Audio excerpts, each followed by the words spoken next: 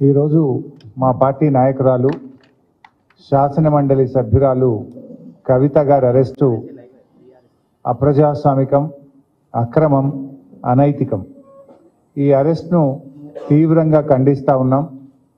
ఎందుకంటే ఒకవైపు సుప్రీంకోర్టులో కేసు పెండింగ్లో ఉండగా శుక్రవారం రోజు కావాలనే శని ఆదివారాల్లో కోర్టుకు సెలవు ఉంటుంది కనుక రాజకీయ దురుద్దేశంతో మా మీద బురద జల్లాలని, రాజకీయంగా మమ్మల్ని దెబ్బతీయాలని ఒక పథకం ప్రకారంగా కుట్రతో ఈరోజు బీజేపీ మా శాసనమండలి సభ్యురాల్ని అరెస్ట్ చేయడం జరిగింది.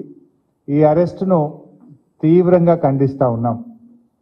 ఎందుకంటే ఈ అరెస్టు మీద ఇప్పటికే బీజేపీ నాయకులు చాలాసార్లు ప్రకటన చేసినారు, ఇంక్లూడింగ్ కేంద్ర మంత్రి గారు, ఈ రాష్ట్రం నుంచి ఉన్న బీజేపీ పార్లమెంట్ సభ్యులు, ఈ రాష్ట్ర బీజేపీ అధ్యక్షుడు అనేక సార్లు ఈడీ అధికారుల్లాగా కవిత గారిని అరెస్టు చేస్తాము అని గత సంవత్సరన్నర కాలంగా బీజేపీ నాయకులు, బీజేపీ కేంద్ర మంత్రులు, బీజేపీ ఎంపీలు పలుమార్లు ప్రకటనలు చేసిన విషయం కూడా మనందరికీ కూడా తెలుసు.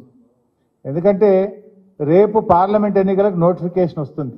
ఇప్పటికే ఈసీ ప్రకటన కూడా ఇచ్చింది, రేపు మధ్యాహ్నం 3 గంటలకు ఎన్నికల నోటిఫికేషన్ ఇవ్వబోతున్నామని ఈడీ ప్రకటన ఇచ్చిన నేపథ్యంలో ఈరోజు కవిత గారిని అరెస్ట్ చేయడం అంటే ఇది మా బీఆర్ఎస్ పార్టీని, కేసీఆర్ గారిని డిమోరలైజ్ చేసేటువంటి ఒక ప్రయత్నం.